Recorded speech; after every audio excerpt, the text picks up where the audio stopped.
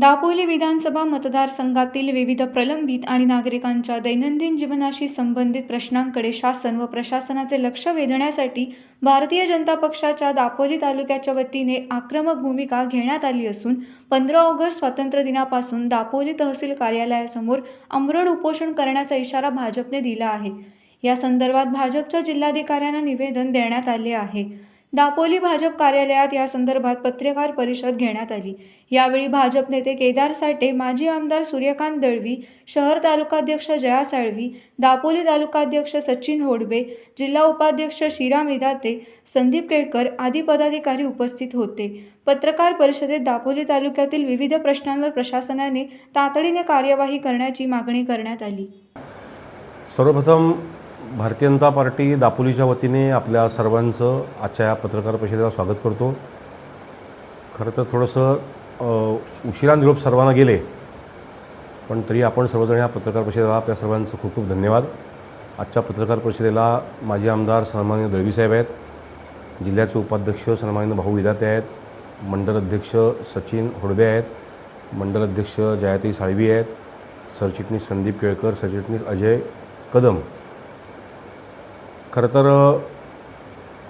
आजच्या पत्रकार परिषदेचा मूळ विषय 15 ऑगस्ट स्वातंत्र्यदिनी दापोली विधानसभा मतदारसंघातील काही महत्त्वाच्या विषयांवरती लक्ष केंद्रित करण्यासाठी आणि या निमित्ताने हे अतिशय ज्वलंत असलेले विषय हे लोकोपयोगी आहेत ते सुटणं, तातडीने मार्गी लागणं, या विषयासाठी खरं तर भारतीय जनता पार्टी दापोलीच्या वतीने उपोषणाची नोटीस देण्यात आलेली आहे। वेगवेगळे विषय आहेत, या संदर्भात सविस्तर सन्माननीय दळवी साहेब बोलतील। मी फक्त यातले प्रमुख मुद्दे सांगतो। दळवी साहेब, या विषयामध्ये खरं तर आपल्याला सर्वांनाच माहिती आहे, दापोलीमध्ये एकूण 3 भारतरत्नांचा संबंध दापोलीशी आहे आणि या 3 भारतरत्न आणि ज्यांचं राष्ट्रीय व आंतरराष्ट्रीय स्तरावरती ज्यांनी देशाचं नाव, गौरव दापोलीचा होईल अशा पद्धतीने एकूण ज्यांचं आपल्या सर्वांनाच माहीत असलेली जी नररत्न आहेत, यांचं एक स्मारक व्हावं दापोलीमध्ये एकत्रित, आणि येणाऱ्या पिढीला या स्मारकाच्या माध्यमातून प्रेरणा मिळावी, देशासाठी काम करण्याची प्रेरणा मिळावी आणि असं एक आदर्शवत असं एकत्रित स्मारक दापोली शहरामध्ये व्हावं अशी मागणी ह्या निमित्ताने आम्ही पहिल्यांदा करतो आहे। दापोलीतील तालुका स्कूल गाडी तळावरती जे आहे ते आता शाळा बंद झाली आहे आणि या ठिकाणी जर का अशा पद्धतीचं एखादं राष्ट्रीय स्मारक झालं तर दापोलीमध्ये लाखोंच्या संख्येने पर्यटक येत असतात आणि त्यानिमित्ताने दापोलीशी संबंधित असलेली नररत्न आहेत अशा पद्धतीचा एक विषय संपूर्ण महाराष्ट्रामध्ये देशासमोर जाऊ शकतो, त्या दृष्टीने त्याची आम्ही मागणी केली। याच्यामध्ये सगळ्यात महत्त्वाचा विषय आता आहे की दापोली मंडणगड आणि दापोली खेड हे जे 2 रस्ते आहेत, ह्या रस्त्यांचं काम हे महाराष्ट्र शासनाच्या हॅम योजनेअंतर्गत मंजूर झालं आहे। या गणेशोत्सवामध्ये काही हजार गाड्या या उत्सवासाठी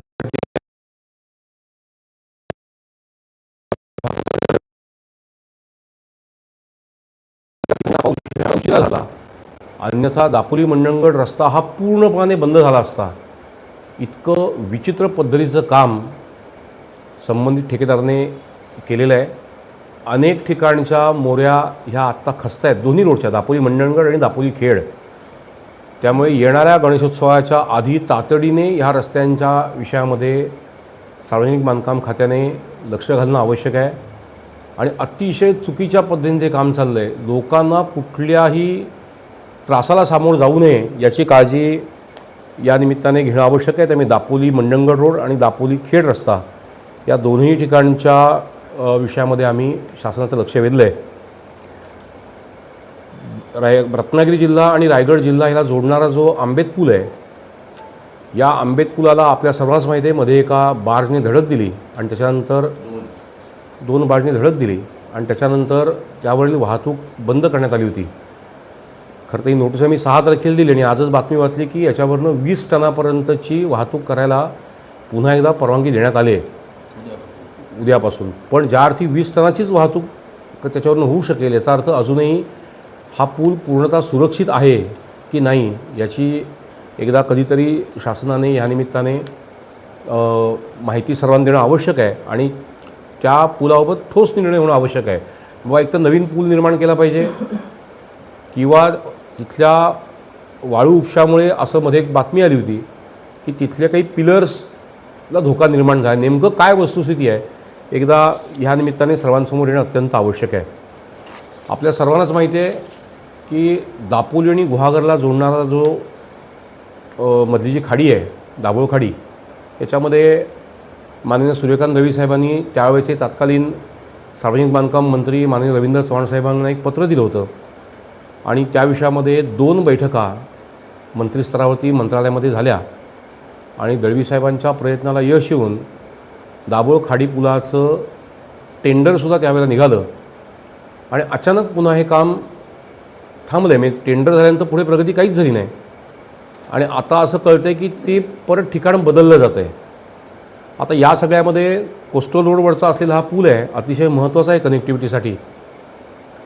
नेमका हा पूल होणार आहे कुठे कोणालाच अजून माहीत नाही आहे किंवा हा ह्याच्यामध्ये विलंब का होतो आहे. आपल्याला माहिती आहे की कोस्टल हायवेवरच्या सर्वच पुलांचं काम सुरू झालं आहे आणि ते जोरात सुरू असल्याचं काम आता केळशीच्या पुलावरून आपण सगळेजण अनुभवतो आहे. तर या सगळ्या स्थितीमध्ये दाभोळ खाडी पुलाचा निर्णय तातडीने होणं आवश्यक आहे आणि या सगळ्यामध्ये लवकरात लवकर स्पष्टता येणं गरजेचं आहे. पर्यटक जे येतात ते फेरीबोटीने हौस म्हणून जातात इथपर्यंत ठीक आहे, पण तरीसुद्धा या दोन्ही तालुक्यातल्या लोकांनासुद्धा फेरीबोटीवरती अवलंबून राहावं लागतं. अनेक वेळेला वादळ असेल किंवा मोठ्या पावसाच्या काळामध्ये डिस्टर्बन्स येतो आणि फेरीबोटीवरती लोड आहे. हे पूल होणं यासाठी खूप आवश्यक आहे. त्या दृष्टीनेही तात्काळ निर्णय व्हावा असं एकूण या निमित्ताने आम्ही म्हणतो आहे. त्याच्यानंतरचा सगळ्यात महत्त्वाचा विषय असा आहे की आपण सर्वांनीच केळशी परिसरामध्ये मायनिंगच्या विषयामध्ये झालेले तोटे बघितलेत.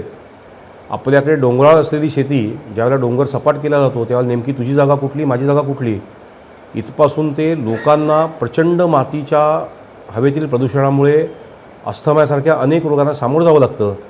अशाच पद्धतीचा एक प्रकल्प हा चिखलगाव भागामध्ये येतो आहे आणि हा अत्यंत धोकादायक विषय आहे.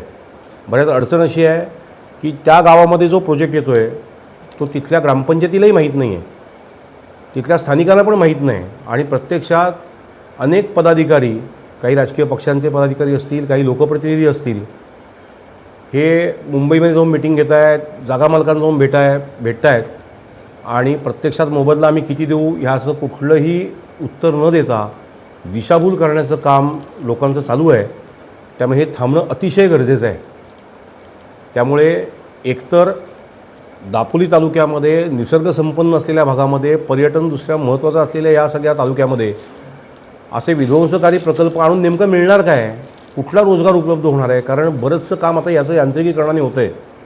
त्यामुळे निसर्गसंपन्नता पण तिथली जाणार आहे, पूर्णपणे धुळीचं साम्राज्य होईल आणि बागायतदारांचंसुद्धा ह्या निमित्ताने खूप मोठं नुकसान होईल. जागा मालकांच्या हातामध्ये फुटकळ पैसे देऊन त्यांना कसं फसवलं जातं किंवा त्यांचं काय नेमके पैसे मिळतात हे केळशी परिसरातल्या ह्या सगळ्या खाणपट्ट्यामध्ये आपण अनुभवलं आहे. त्यामुळे या सगळ्या विषयामध्ये हा पण एक खूप महत्त्वाचा गंभीर विषय आहे. आणि सगळ्यात महत्त्वाचा विषय म्हणजे मे 2025ला नगरपंचायत दापोलीच्या पाठपुराव्याला यश येऊन दापोली शहरासाठी अग्निशमन बंबाची मंजुरी मिळाली. 81 लाख रुपये शासन देणार आणि 9 लाख रुपये नगरपंचायतीने भरायचं. त्याच्यानंतर दुर्दैवाने 2 घटना दापोली तालुक्यामध्ये अशा घडल्या. दापोली शहरातच एकदा आग लागली आणि तालुक्यात एका ठिकाणी आग लागली. आणि या सगळ्या स्थितीमध्ये खेड किंवा चिपळूणहून किंवा MIDCतनं बंबई येईपर्यंत अक्षरशः इथल्या लोकांच्या जीवावरती, त्यांच्या मेहनतीच्या जीवावरती आग विझवली कशी बशी गेली. पण तोपर्यंत मोठं नुकसान काही टाळता आलं नाही. या सगळ्या स्थितीमध्ये आजही 8 लाख रुपये 9 लाख रुपये भरायचे आणि तो पंप यायचा. हे किती दिवस नेमकं टाळलं जाईल याचं एकदा उत्तर दापोलीकरांना मिळणं आवश्यक आहे. ही नोटीस दिल्यानंतर वेगवेगळ्या पद्धतीचे फोनही आले. आता काय बंब येणारच आहे, येणार कधी तो, म्हणजे आग लागल्यानंतरच परत आम्ही तिसरा बंब, आग लागल्यानंतर आम्ही बंब आणणार का? आणि 9 लाख रुपये जर का भरण्या एवढी परिस्थिती नाही आहे. खरं तर सत्ता आणणं पक्षांतर करून खूप सोपं आहे, पण त्याच्यानंतर सत्ता राबवून ठोस काही विकास कामांचं गणित करून या निमित्ताने लोकांसमोर दाखवणंही खूप महत्त्वाचं आहे. कालच आपण सगळ्यांनी अनुभवलं. काल संध्याकाळी कोंडावरती ज्या पद्धतीने एक लँडस्लाईनचा प्रकार घडला, 8 वर्षापूर्वी त्या कामाचं भूमिपूजन केलं आहे. आता ते कोणी केलं आहे आपल्या सगळ्यांनाच माहीत आहे. या सगळ्या स्थितीमध्ये भूमिपूजन झालं, प्रशासकीय मान्यता त्यावेळेला मिळाली होती, वर्क ऑर्डर दिली होती, पण नगरपंचायतीची अशा पद्धतीच्या कामांना प्राधान्य देण्याची मानसिकता नाही आहे. आणि आमचा आक्षेप ह्या गोष्टीवरती आहे की कोकमबाळीमध्ये सुस्थितीत असलेला एक पूल, अतिशय चांगला पूल, तो पाडायचा, तिथे परत नवीन ब्रिज बांधायचा. मग अशी नको तिथे उधळपट्टी करायच्याऐवजी जी अत्यावश्यक गोष्टी ह्या ज्या आहेत याच्यासाठी हे पैसे खर्च करणं अत्यंत आवश्यक आहे. पण दापोली नगरपंचायतीची मानसिकता नाही. दापोलीतील लोकांना या मे महिन्यामध्ये प्यायला पाणी नाही. भारतीय जनता पार्टीने पुढाकार घेतला. सन्माननीय चव्हाण साहेबांच्या सहकार्यातून आम्ही दापोली शहरामध्ये मोफत पाणी पुरवठा केला. 1 महिना पाऊस उशिरा पडला आणि नंतर आपण सर्वांनीच बघितलं. आम्ही सगळेजण आपण अभिमानाने सांगायचो की दापोली शहरामध्ये 1 थेंब पाणी कुठे साचत नाही. पण यावेळेला दापोली नगरपंचायतीच्या कर्तृत्वाने दापोली आम्ही भरून दाखवली, तुंबवून दाखवली.